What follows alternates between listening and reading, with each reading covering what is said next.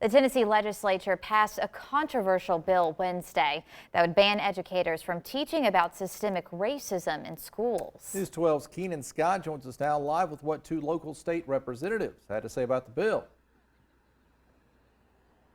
Emily, Andrew, that's right. The bill was mainly passed along party lines on Wednesday and sparked some spirited debate between lawmakers. Now, I spoke with Representatives Robin Smith and Yusuf Hakeem, who gave their thoughts about how this bill would impact the education system. The Chattanooga Chamber of Commerce created a pledge titled CEOs for Racial Equity to lead the nation in racial reconciliation.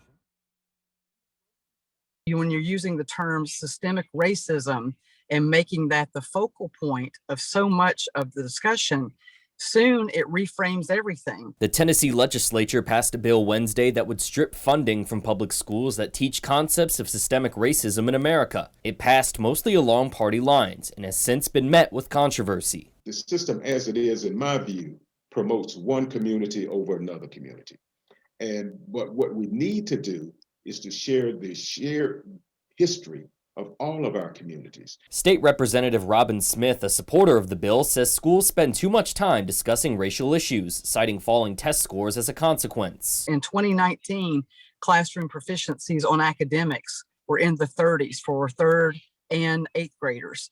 And what we're seeing is a great focus on so many topics that are outside the realm of academics. Meanwhile, Representative Yusuf Hakeem says that it's important for students to learn about the mistakes of history so they won't repeat them. These are things that a lot of people do not want to talk about.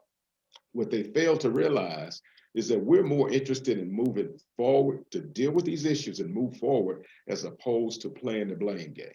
Representative Smith says that her and Republican colleagues aren't opposed to teaching historical facts, but rather critical race theory, a belief that the United States is an inherently racist country. While history is important, we want to make sure that the focal point of history is not subjective, but objective, that we can point back to events and have them discussed dispassionately and not editorializing or in an activist type way.